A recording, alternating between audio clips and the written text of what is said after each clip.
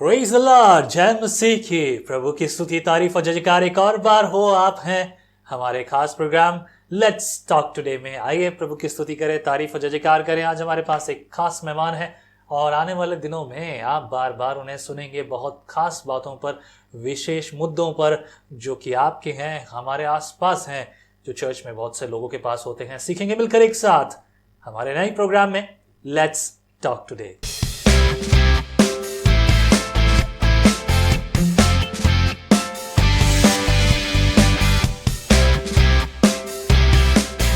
Welcome again, स्वागत है आपका विजनरी रेडियो एंड टीवी के इस खास प्रोग्राम लेट्स टॉक टुडे में।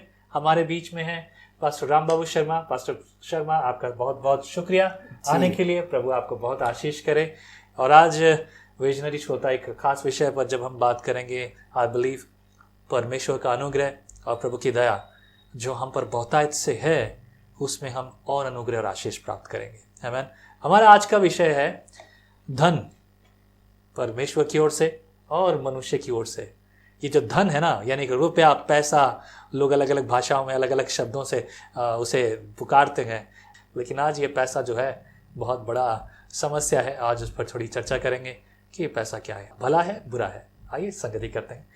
तो जब हम बात कर रहे हैं पास्टर शर्मा की पैसा जो है, जिस पर अक्सर चर्चा होती है, हर चीज़ पैसे से ही चलती है जी। मैं चाहूँगा कि जब सामने परिस्थितियां आती हैं तो किस प्रकार से, जब पैसे की परिस्थितियां या लोग सवाल करते हैं, तो कैसे आप लोगों को प्रत्युत्तर देते हैं? जी देखिए, कई लोग धन को ज़्यादा महत्व देते हैं, परमेश्वर से ज़्यादा धन को जो है महत्व देते हैं। और हम अगर संसार में अगर हम देखें तो धन को भगवान भी माना जाता है। सही बात है, लोग ऐसा करते हैं। लोग ऐसा करते हैं, ठीक है, धन की पूजा करते हैं और धन को जो है भगवान मानता है। लेकिन परमेश्वर श्रेष्ठ है और धन जो है वो हमारे किसी मतलब का नहीं है, किसी काम का नहीं है, सिवाय कि उसके कीड़े लगें या उसका जंग लग जाए। लेकिन परमेश्वर की आशीष वो ज़्यादा महत्व है। तो मैं कई लोगों को मैं देखता हूँ या हम संसार के अंदर देखते हैं कि धन को ज़्यादा महत्व देना या कमाई में अपने जीवन को जीना। या हम देखते हैं कि मैंने बहुत से लोगों को मैंने देखा जो सिर्फ उनका एक ही मकसद है, कमाना कमाना कमाना कमाना। ना तो घर की चिंता है, ना उनको चर्च से मतलब है, ना उनको आराधनाओं से मतलब है, ना प्रार्थनाओं से मतलब है, उनको सिर्फ कमाना। तो ये चीज़ें हमारे जीवन में कुछ हद तक हम हासिल कर लेते हैं।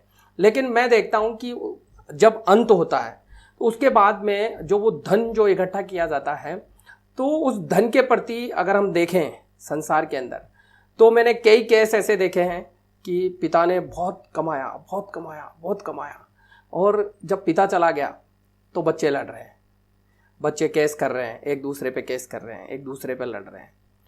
लेकिन बाइबल इस चीज को बताती है कि धन जो है परमेश्वर देता है, धन परमेश्वर देता है। बाइबल धन के खिलाफ नहीं है, बाइबल धन के लोभ के खिलाफ है, या धन को गलत तरीके से कमाया जाना उसके खिलाफ बाइबल है। धन के खिलाफ बाइबल कभी नहीं कहती है भाई तुम धनी मत बनो या आशीषित मत हो या जो है तुम धन का आनंद मत लो। लेकिन बाइबल इस चीज को बताती है कि हमें धन जो है वो परमेश्वर की ओर से मिलता है, और जो परमेश्वर की ओर से मिलता है वो आशीषित होता है। करेक्ट। यहाँ पर बहुत जरूरी बात यह है, मैं भी इस बारे में कई बार लोगों को देखता हूँ जी, और लोग हमेशा बात करते हैं धन के बारे में। तो जब धन के बारे में, एक अंग्रेजी का एक शब्द है, इसको कहते हैं मेटेरियलिज्म जी। और मेटेरियलिज्म जब होता है तब वो हमेशा जो है सिर्फ मटेरियल के बारे में बात करते हैं कि भाई धन अगर है तो मुझे ये चाहिए। हमारे यहाँ कहते हैं ना बाप बड़ा ना भैया, सबसे बड़ा रुपया जी। अब ये बात कहाँ तक सच है? जैसा कि भी आपने बताया कि लोग धन के कारण एक दूसरे को जो है अपनी हद से ज्यादा बढ़कर उसे दुख देते हैं, परिवार के रिश्ते भी, राइट। सो ऐसी चीजों में अगर बात करें तो जैसे भी आपने शुरू किया कि बाइबल धन के खिलाफ नहीं है। नेचुरली राजा सुलेमान को जब परमेश्वर ने दर्शन दिया तो उससे कहा कि तुझे क्या चाहिए जी, तू धन मांगता, लेकिन उसने मांगा बुद्धि। तो प्रभु कहता है कि मैं तुझे धन तो बुद्धि तो दूंगा, लेकिन धन भी बहुत तुझे दूंगा जी। तो यही जो चीज है आज लोगों को ये समझना है। कैसे हम लोगों के साथ इस बात को समझे, जब लोग धन के बारे में बात करते हैं परेशान हैं परेशान है, मेरा धन, मेरी समस्या हो रही है, मेरी नौकरी खराब है, दूसरा ये प्रॉब्लम है। नेचुरली ये सब प्रॉब्लम है और इसीलिए परेशान है। बिल्कुल बिल्कुल। ऐसे समय में लोगों को हम कैसे, उसके बाद लोगों को किस बात पे भरोसा रखना और कैसे उस पर वो धीरज धरें? जी देखिए, संपूर्ण भरोसा परमेश्वर पे रखना है और धन भी प्रभु की ओर से आता है। और जैसे मैंने अभी बताया कि जो प्रभु की ओर से जो धन आता है वो रोग लेकर नहीं आएगा, वो बीमारी लेकर नहीं आएगा, सही बात है, वो तकलीफें लेकर नहीं आएगा, वो आशीष लेकर आएगा। थोड़ा हो सकता है जो प्रभु की ओर से मिलेगा वो थोड़ा मिलेगा, बहुत ज्यादा नहीं मिलेगा, तो थोड़ा हो सकता है, लेकिन उसके अंदर आशीष होगी, उसके अंदर परमेश्वर की सामर्थ होगी और परमेश्वर उस धन पर आशीष देगा। तो कहीं ना कहीं जब हम परमेश्वर के पीछे चलते हैं और ईमानदारी के साथ में अपने धन को जब हम खर्च करते हैं या धन को कमाते हैं, क्योंकि बाइबल इस चीज को बताती है, तो अपनी पसीने की कमाई को खाएगा, मतलब धन कमाने के लिए हमें पसीना बहाना पड़ेगा। सही बात है, ठीक है। तो जब धन कमाने के लिए हमें पसीना बहाना पड़ेगा, अगर हम बिना पसीने के या बिना मेहनत के या बिना हमारे कोई रोजगार नहीं है या हम जो है नाजायज किसी का लेकर आते हैं, तो कहीं ना कहीं हमारे जीवन में तकलीफ पैदा करता है। यहाँ एक सवाल खड़ा होता है, जैसे कई बार लोग बोलते हैं कि भाई साहब कमाते बहुत हैं, हाँ, माँ भी कमाती है, पिताजी भी कमाते हैं, मैं भी कमाता हूँ, मेरी पत्नी भी कमाती है, हम सब, पैसा तो बहुत आता है लेकिन पता नहीं जाता कहाँ है। देखिए बाइबल, ये बहुत अच्छा सवाल है। बाइबल इस चीज को बताती है कि तुम कपड़े पहनते हो परंतु गर्माते नहीं हो, और जो मजदूरी कमाता है वो अपनी मजदूरी को छेद वाली थैली में रखता है। छेद वाली थैली है ना? आगे की पुस्तक जब आप पढ़ेंगे, तो एक अध्याय के 6 वचन के अंदर हम वहां पर पढ़ते हैं आगे की पुस्तक, तो उसमें लिखा हुआ है कि तुम बहुत बोया और थोड़ा सा काटा, मतलब तुमने बहुत ज्यादा मेहनत की और तुम्हें बदले में थोड़ा सा मिला। और जो कमाता है, जो अपनी मजदूरी कमाता है, वो लाकर छेद वाली थैली में रख देता है। इसका मतलब सीधा सीधा सा है कि जो हम धन कमा रहे हैं उस पर प्रभु की आशीष नहीं है, और जहां प्रभु की आशीष नहीं है वहां धन की बचत नहीं होगी। सही बात है। जहां पर प्रभु की आशीष नहीं है, मैं कई लोगों को बोलता हूं, कहता हूं कि जब भी धन आए, धन को हाथ में लो, उसके लिए प्रार्थना करो, प्रभु तू मुझे बुद्धि दे और इस धन पर तू आशीष दे, ताकि जब भी मैं इसे खर्च करूं तो मैं बुद्धि के साथ खर्च करूं, और व्यर्थ चीजों से तू इस धन को बचा। तो हम देखते हैं जब हम प्रार्थना करते हैं तो प्रभु आशीष देता है और 100 रुपए 1000 रुपए का काम करते हैं। क्या बात है। लेकिन जब मैं कई बार देखता हूं कि बहुत आदमी बहुत मेहनत करता है, ऐसे ऐसे केस मेरे पास में आए कि पूरे दिन जो है बजरी उठाई, ईंटें उठाई, पूरे दिन बेलदारी की, मेहनत की, और शाम को 500 रुपये कमा के घर में लाए, और 500 रुपये कमा के घर में लाए, जैसे ही बहुत अच्छा लगा कि 500 रुपये लेके आया हूँ मैं, और जैसे ही घर पर गया बंदा, और वो मुझे बोला पास्टर जी, जैसे मैं घर पे गया, घर पे जाते ही और मेरे बच्चे की तबीयत खराब, पत्नी बोली बच्चे की तबीयत खराब है, इसको तुरंत डॉक्टर के लेके जाओ। मैं डॉक्टर के लेके गया, 360 रुपये की उसने दवाई दे दी। तो बड़ी मेहनत से कमाया और एक झटके में साफ हो गया। ठीक है। ना तो हम खा पाए, ना घर में कोई चीज ला पाए, ना कोई, तो इसका कारण यह है कि कहीं ना कहीं हम प्रभु से दूर हैं। सही बात। और परमेश्वर से जब दूर हैं और परमेश्वर के समीप हम नहीं हैं, या प्रार्थना करके हम कोई कार्य नहीं कर रहे हैं, या बाइबल के हिसाब से अपने जीवन को नहीं जी रहे हैं, तो ये चीजें हमारे जीवन में आती हैं।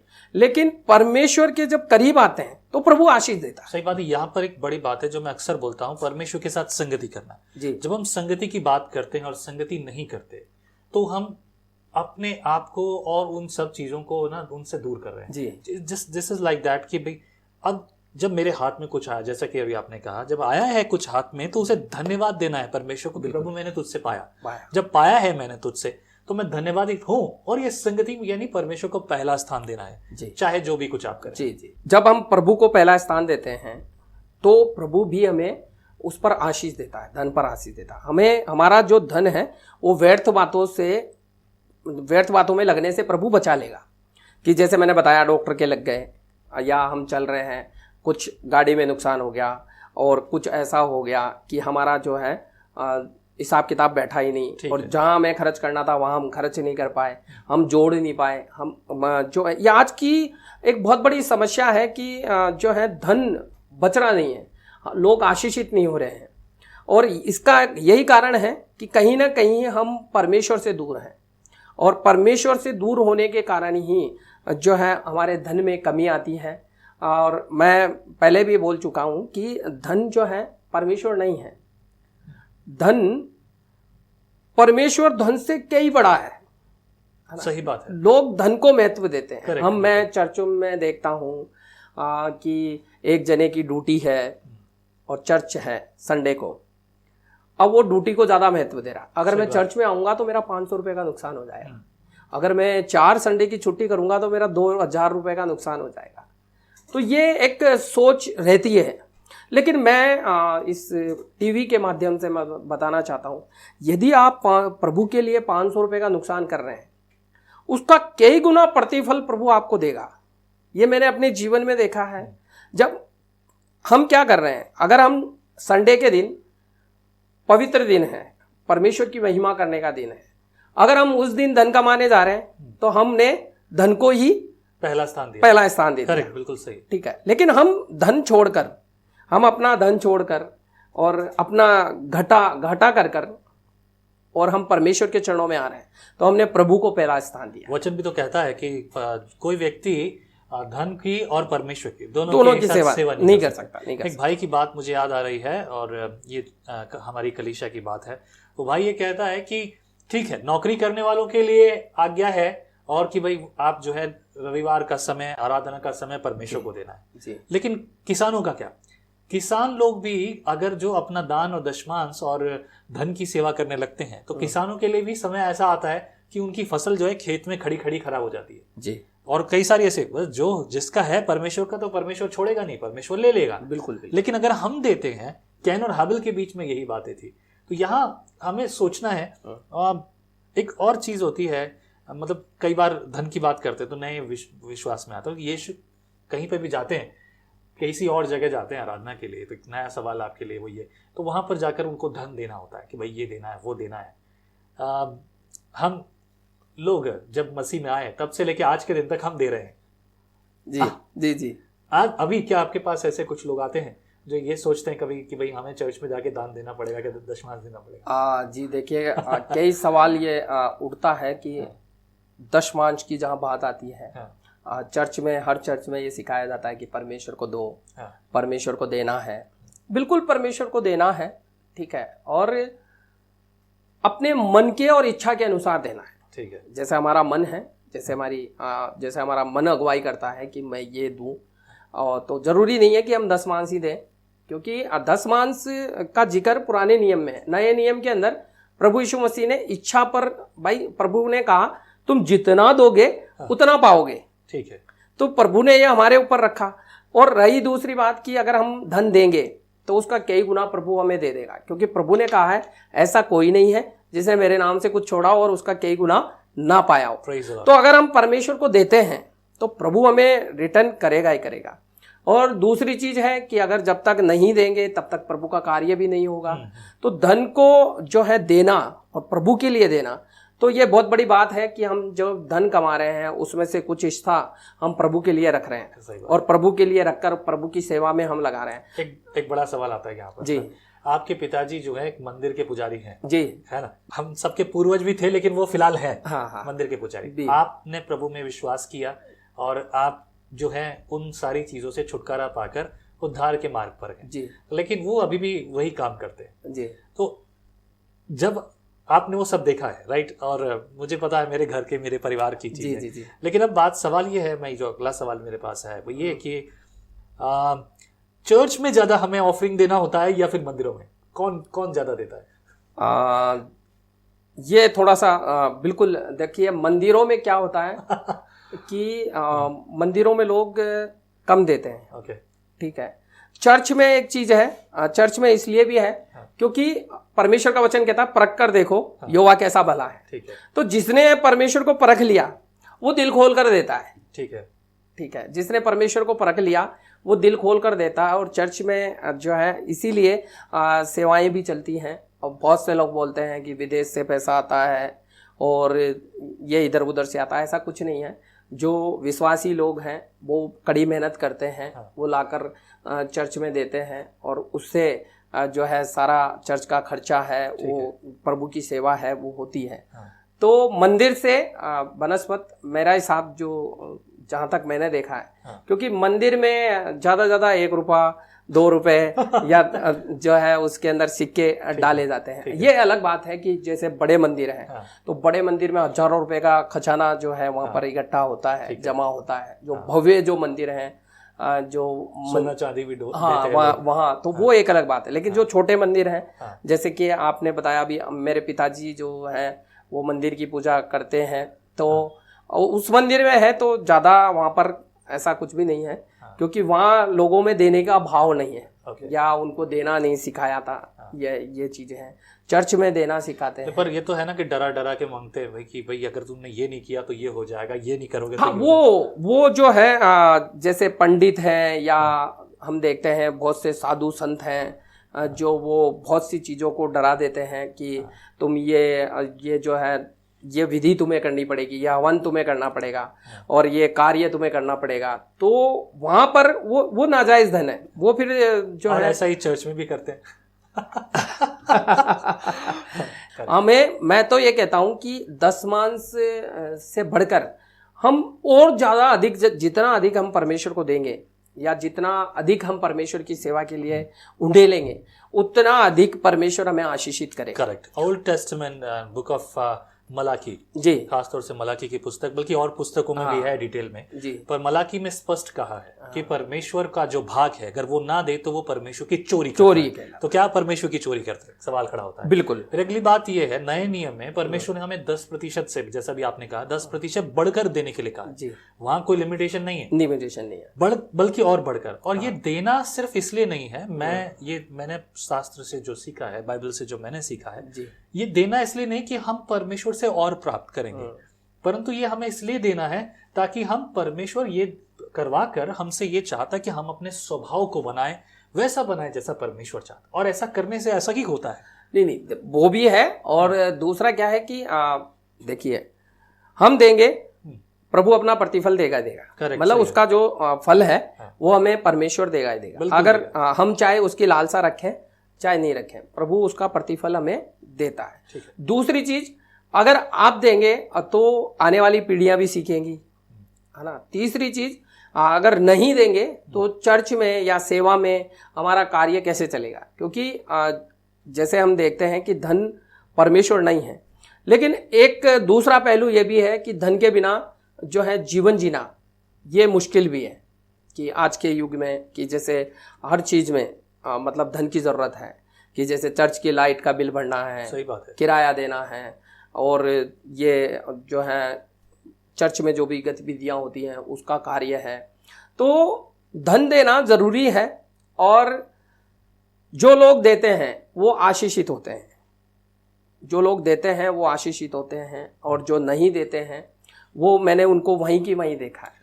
पिछली बार मैं इंटरव्यू में पास्टर प्रमोद साबले के साथ बैठा था और उनसे मैं बात कर रहा था जी। तो कई लोग ये बोलते हैं, जब हम ऑफरिंग की बात करते हैं तो ये ऑफरिंग जो है मैं अपने चर्च में नहीं दूंगा, मैं कहीं और दूंगा।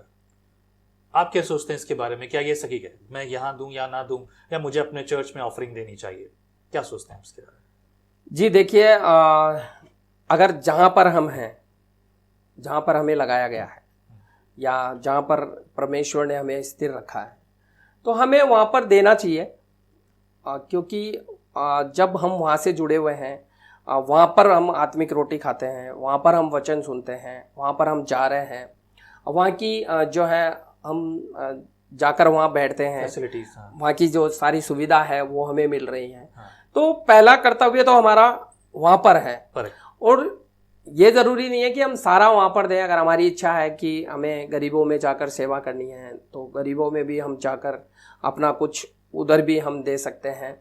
और हमें लगता है कि हाँ, ये जो है प्रभु के दास हैं और इनको भी ज़रूरत है, या ये भाई है इसकी भी मुझे हेल्प करनी है, तो ऐसा नहीं है। क्योंकि जो धन है, धन परमेश्वर का जो धन है, उसका मैं एक चीज़ बताऊं कि वो परमेश्वर की महिमा के लिए काम आना चाहिए। मतलब शुभ समाचार के लिए काम आना चाहिए। हमारा जो दशमांश है वो अगर शुभ समाचार के लिए काम आता है, मतलब परमेश्वर का उससे प्रचार होता है, प्रभु की महिमा होती है, तो वो धन हमारा देना बहुत बढ़िया है और उस धन पर आशीष भी होती है।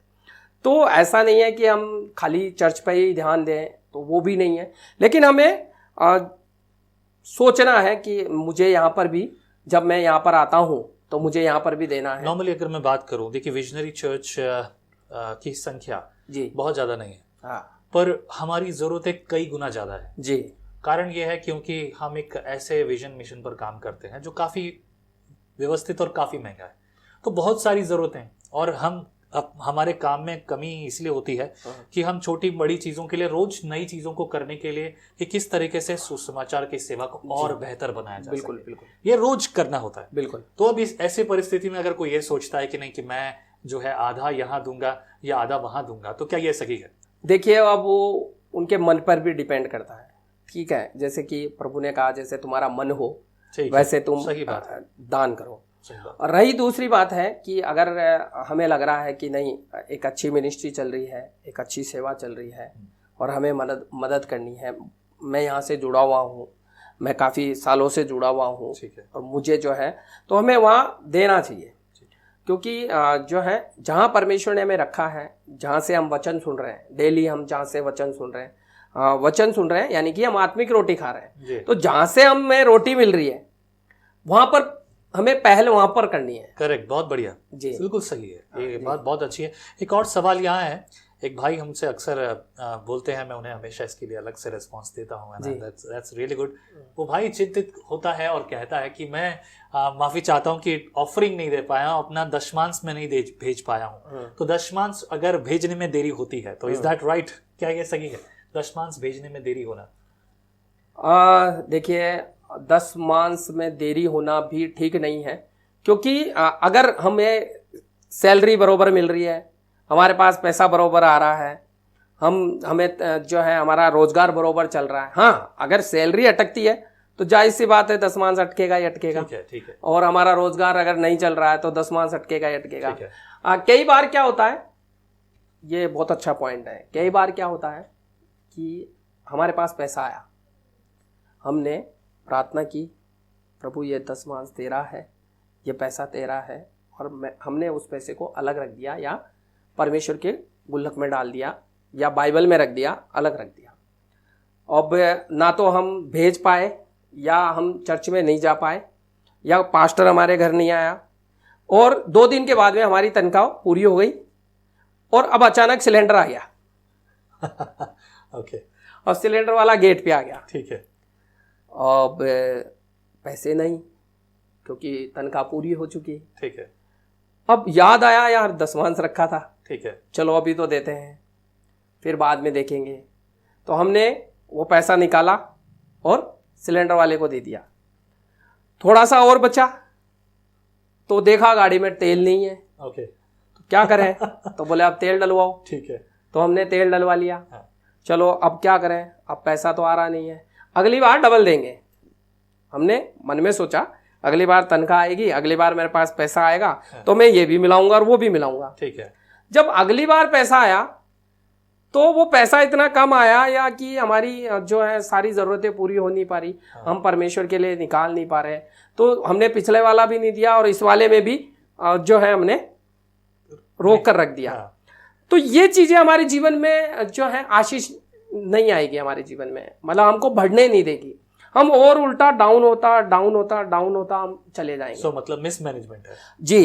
तो हमें ये एक ध्यान रखना है कि परमेश्वर का दशमांश मुझे पहले देना है, क्योंकि पहल परमेश्वर की करनी है। Praise the Lord. और जहां पहल परमेश्वर को देते हैं, मैं शर्ट नहीं पहनूंगा चलेगा, मैं जो है घी की रोटी नहीं खाऊंगा चलेगा, लेकिन मैं परमेश्वर को दशमांश देने दिया नहीं रहूंगा, ये नहीं चलेगा। तो जब हम ऐसे करते हैं तो हम, आप देखिए, आप आशीषित होते हुए चले जाएंगे। Praise the Lord. उसका कारण यह है कि हमने जो है परमेश्वर के लिए अपने आप को खोला है। सही बात है, पहला स्थान दिया है, पहला स्थान दिया है कि हमने अपनी चिंता नहीं की, हमने गाड़ी की चिंता नहीं की, कोई बात नहीं, मैं जो है कार से नहीं जाऊंगा, मैं मोटरसाइकिल से जाऊंगा, मैं जो है बस से जाऊंगा, लेकिन मैं परमेश्वर का जो है दसवांश में परमेश्वर को दूंगा। तो अगर हम पहल परमेश्वर से करते हैं और दसवांश अगर हम देते हैं, निश्चित हम आशीषित होंगे। क्या बात है, क्योंकि ये बाइबल बताती है। बिल्कुल, बहुत बढ़िया जी। ये एक और सवाल यहाँ पे खड़ा होता है कि अक्सर लोग ये बोलते हैं कि उधार, बाइबल में इसके बारे में बहुत सारी बातें की गई है कि उधार दे तो उधार लेने के बारे में वो बातें हैं। मैं चाहूंगा कि इसके बारे में क्या हम किसी को उधार दे सकते हैं?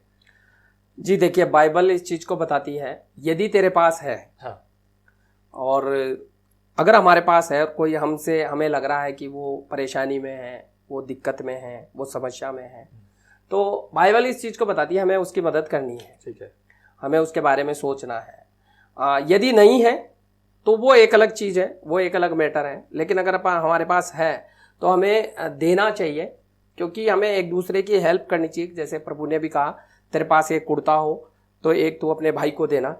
तो हमें दूसरों की हेल्प और दूसरों की मदद अगर हमें करनी है, जैसे कोई मांगने आता है और उसके पास में नहीं है, हमारे पास में है, अगर हमारे पास में है तो हमें मेरे हिसाब से देना चाहिए, क्योंकि बाइबल भी इस चीज़ को, वचन जो है वो इस चीज़ को बताता है, और वचन इस चीज़ को कहता है कि हमें उधार देना है।